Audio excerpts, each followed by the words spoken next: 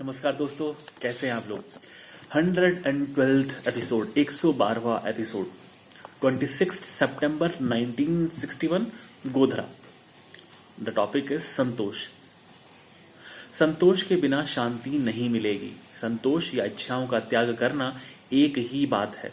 सिर्फ वासनाओं का त्याग करके चाहे दुनियावी कार्य करते रहो, परंतु उनसे प्रीत मत रखो, मोह ममता से ऊपर उठो, फिर तो आनंद ही आनंद है। ईश्वर ध्यान अर्थात आत्मचिंतन। आत्मचिंतन करने से आनंद प्राप्त होगा। वैराग्य व अभ्यास नहीं छोड़ना चाहिए। एकांत में या कार्य करते हुए भी सदैव आत्मचिंतन करते रहना चाहिए। स्वप्न वाली सृष्टि में जागृत वाली सृष्टि है क्या? जागृत वाली सृष्टि में स्वप्न वाली सृष्टि है क्या? न यह सत्य है, न वह सत्य है। सत्य क्या है? सत्य क्या है? सत्य वह है जो सदैव रहे। आत्म ज्योति आप सत्य रूप, ज्योति रूप, आनंद रूप आत्मा हो। स्वयं को पहचानो। आप ज्ञान स्वरूप स्वप्न की सृष्टि से पहले भी थे, फिर स्वप्न की सृष्टि दिखाई दे रही है तब भी हो, तथा स्वप्न की सृष्टि को जान रहे हो, फिर स्वप्न की सृष्टि समाप्त होने के बाद भी तुम ही हो। इस प्रकार इस सृष्टि से पहले भी तुम थे, अब भी हो और बाद में भी रहोगे। उपरोक्त बातें याद करके उन पर अमल करना चाहिए। गहरी नींद की अवस्था में अर्थात सुशोभित अवस्था में मन व इंद्रियां लीन है। वहां कोई भी इच्छा या वासना नहीं है, सिर्फ आनंद ही आनंद है। वैसे ही जागृत अवस्था में भी सभी इच्छाओं व वासनाओं का त्याग करो। दुनिया की किसी भी वस्तु में मोह ना रखो, फिर तो आनंद ही आनंद है। रजोगुणी मनुष्य को शांति नहीं मिलेगी। शांति उसे मिलेगी जो सतोगुणी है। अधिक प्रवृत्ति में शांति नहीं है, शांति मिलेगी निवृत्ति में। एकांत अभ्यास के लिए हर रोज बाहर जंगल की ओर 1-2 घंटे निकल जाओ। वहां जाकर आत्मचिंतन करना चाहिए। दुख का कारण दुख क्यों होता है? मोह व इच्छा रखने से।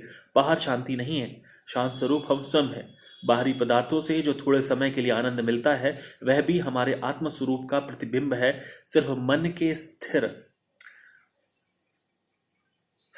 स्थिर होने के कारण कुछ समय के लिए आनंद प्रतीत होता है, वह सत्य आनंद नहीं है। चाहे राजा इंद्र बन जाए तो भी तृप्ति नहीं होगी। बाहरी वस्तुएं सुंदर व आनंद रूप नहीं है। सुख स्वरूप, शांत स्वरूप, आनंद स्वरूप तो हम स्वयं ही हैं। धन्यवाद मित्रों। बहुत अच्छी बात यहाँ पर स्वामी जी हमें समझा रहे हैं। संतोष करना जनरली क्या होता है कि जब हम शुरुआत करते हैं अपनी लाइफ की, तो सबसे पहला होता है कि हम एक बहुत अच्छे मुकाम पर पहुंचने के लिए खूब अच्छी पढ़ाई करें, अच्छे कॉलेज और स्कूल में एडमिशन मिले, हमारा वर्चस्व बनने लगे। इसके लिए हम सोचते हैं कि हाँ, हम उस फला कॉलेज से हैं, तो लोग हमें उसके बारे में जाने और कहें। फिर होता है कि नहीं, हम अब इतना कमाएं, हमारा घर हो, गाड़ी हो, बंगला हो, सुंदर पत्नी हो जो कहना मानती हो, हमारे बच्चे भी हमारा कहना मानते हो, परिवार में सम्मान हमें सभी रिश्तेदारों से मिलता हो, समाज में भी एक सम्मान हो। ये जो एक अच्छा व्यक्ति होता है वो इस तरह की बात चाहता होगा। परंतु ये जो है कभी खत्म ना होने वाली जंग है। बड़े मनीषी गणों ने भी कहा है कि चलो चलो चलो चलो कहते सब कोई, पर ऊंचे घाटी में पहुंचो विरलो कोई। तो वहाँ बीच में घाटी कह रहे हैं कि मतलब चलो, हर कोई चाहता है कि चलो ईश्वर तत्व को पाए, हम ये करें वो करें, पर कामिनी और कंचन की इच्छा से इंसान वहाँ पर रह जाता है। और ये सिर्फ अभी की बात तो नहीं कही गई है कि अरे संसार में पैसे के लोग इतना भाग रहे हैं, या स्त्री में या पुरुष में आसक्त इतने ज़्यादा हो रहे हैं। ये सदैव से रहा है। सृष्टि निरंतर अबदल है। अबदल इसलिए कि हमारी वेशभूषा, बात करने का तरीका, भाषा, संस्कार, उठने बैठने का तरीका, टेक्नोलॉजी शायद बढ़ रही है, पर समस्याएं, प्रॉब्लम्स वही थी, वही हैं, वही रहेंगी। समाज में लोगों का रहन सहन भी उसी तरीके से था। पहले ब्राह्मण, शूद्र, क्षत्रिय और वैश्य ये वर्ण थे। आज के टाइम में उनके शब्द बदल दिए गए हैं। एक बिजनेसमैन कहलाता है, एक पॉलिटिशियन कहलाता है, एक आजकल तो बहुत सारे बाबाओं के अलग अलग प्रकार होने लग गए हैं। कोई there is someone called occult practitioner, कोई शैमनिक प्रैक्टिशनर है, कोई हीलर खुद को कहलाता है। तो प्रकार और नाम बदलने से वो कर्म तो नहीं बदल रहे हैं ना। कर्म तो वही के वही हैं। इंसान की जो नीयत है वो तो नहीं बदल रही। हम ऐसा तो नहीं कह सकते कि पुराने ज़माने में यदि स्त्रियां केवल साड़ी या इस तरह के परिधान पहनती होंगी तो तब कम आकर्षण होता होगा और आज ज़्यादा है। ये तो प्रकृति की देन ही है। यदि आप एक नर खरगोश और एक मादा खरगोश को जीवन भर बिल्कुल अलग रखें और एक अलग जेंडर के पास जाने ही ना दें, तब भी यदि आप अचानक से उनको लेकर के आएँ तो उनमें समागम होना और एक दूसरे के प्रति जो आकर्षण है, यौन आकर्षण होना, वो स्वाभाविक ही है। वही बात हम इंसानों में भी है, पर इंसानों को प्रभु ने मस्तिष्क ज़्यादा दिया है और हमें पूरी सृष्टि पर राज करने की जैसे हमें एक छूट सी मिल गई है। हमने अपने आप को इतना अधिक बढ़ा लिया है कि मनुष्य जैसा पशु हर जगह विद्यमान है और उसने दुनिया भर के प्रजातियों को नष्ट करना शुरू कर दिया, संदोहन करना शुरू कर दिया और अपनी प्रजाति को बढ़ाता चला गया।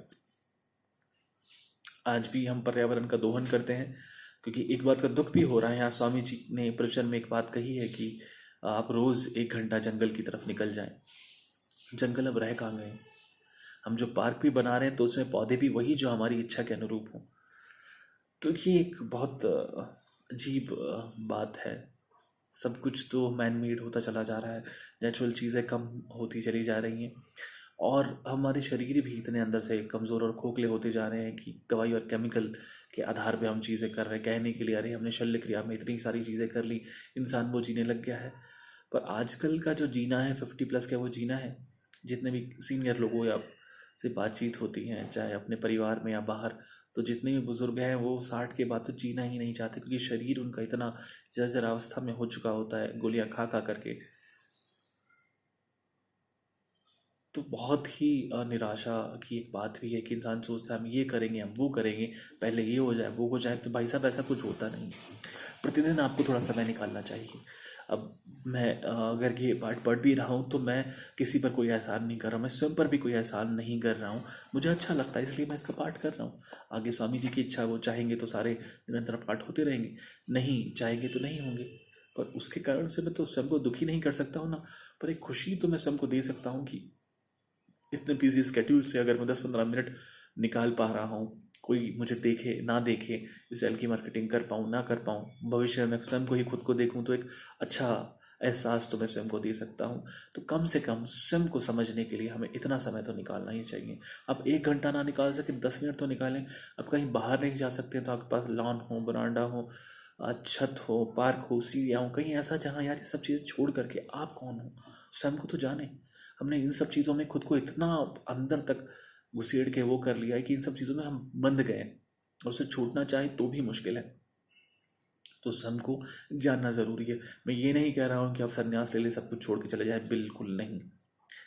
अष्टावक्र ने कहा है कि नीम की चटनी चाटने से भी आत्म साक्षात्कार नहीं हो सकता है, धुनी रमाने से, गेरुआ वस्त्र धारण करने से भी प्रभु का दर्शन साक्षात्कार नहीं हो सकता है। कोई धूर्त से धूर्त, भोगी से भोगी, इवन वर्षा तक यदि चाहे तो भी वो आत्म साक्षात्कार कर सकते हैं। इसका अर्थ समझते हैं आप? जिस परिस्थिति में आप हैं उसमें भी प्रभु को जानने का, पाने का पूर्ण अधिकार आपको है। प्रारब्धवश यदि आपके द्वारा कुछ ऐसे कार्य हुए हैं, आप कर रहे हैं, तो आप कोशिश करके उस प्रारब्ध को मिटाने का पूर्ण प्रयास कीजिए। प्रभु से प्रार्थना कीजिए कि वो आप सत्गुणों में, सत्शास्त्रों में खुद को लगा पाएँ, अच्छे काम कर पाएँ। मुझे पता है कि यह राह आसान नहीं है, पर इस राह के अंत में मोक्ष है, परम सुख है और धीरे धीरे आपको एक शांति का अनुभव भी होने लग जाएगा। जो शराब, कबाब और बाकी दुनिया भर की दुनियावी चीज़ों में पूरी तरह फंसे, तो उनसे पूछिए कि आप इसमें पूर्ण तरह से एंजॉय कर पा रहे हैं। वो भी उतना नहीं कर पा रहे। और यकीन मानिएगा, अपने निजी अनुभव से कहता हूँ कि अगर आप 2-4 लीटर दारू पी करके भी ऐसे महक रहे हों और उसकी बजाय आप 10 मिनट ध्यान और समाधि अवस्था में जाएंगे ना, तो दुनिया के किसी भी नशे से बड़ा वो नशा है, किसी भी नशे से बड़ा स्फूर्ति देने वाला है और शरीर पे एक कांतिमय आभा और होगी और वो फिर आप नृत्य करने लगेंगे, आपको और आनंद उसमें आने लगेगा।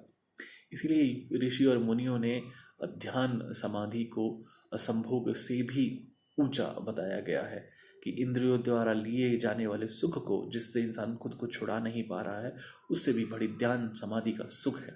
यदि ऐसा नहीं होता तो इतने बड़े दार्शनिक ओशो भी संभोग से समाधि की तरफ, बात की तरफ अग्रसर नहीं करते। खैर, उनकी बातों को बहुत लोगों ने गलत मत में भी लिया है, पर आगम तंत्र और शैव तंत्र में कहीं कहीं पर भैरव भैरवी संवाद या प्रक्रिया के बारे में जो बताया गया है, ओशो ने भी कहीं वहीं से उद्धरण लिया है और उसी के आधार पर उनकी काफ़ी सारी प्रणाली भी बेस्ड है।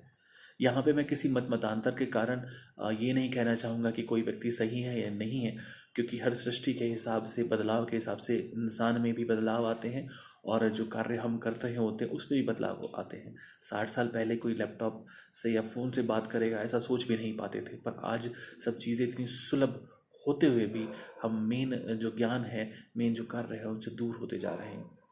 तो ऐसा ना करके यदि हमें जितना समय मिल पाए, आप कहीं भी जा रहे हैं तो ऐसी रिकॉर्डिंग आप सुन सकते हैं, ऐसे सत्शास्त्रों को आप पढ़ सकते हैं, खुद पे आप समय दे सकते हैं। मुश्किल ज़रूर है पर आप ट्राई कीजिएगा, और मैं बहुत श्योर हूँ ऐसा आप करेंगे तो आपकी ज़िंदगी में बहुत आशातीत परिणाम मिलने लगेंगे। और इन कामों को करने के लिए आपको कोई 10 रुपए की माला, धूप, अगरबत्ती, कंठी की भी ज़रूरत नहीं है। खुद को जानने के लिए 1 रुपए का खर्च नहीं करना है। और यदि आप डिप्रेशन में भी हैं तो यकीन मानिए, आप 6 महीने इसका ध्यान तो करके देखिए, आप बड़े से बड़े डिप्रेशन में, अवसाद में होंगे तो भी निकल पाएंगे। मेरी प्रभु से भी ऐसी प्रार्थना है, यदि कोई ऐसा भाई या बहन सुन रहे हो तो उनके जीवन में भी ऐसा पॉजिटिव रिजल्ट सामने नजर आए। जय श्री राम।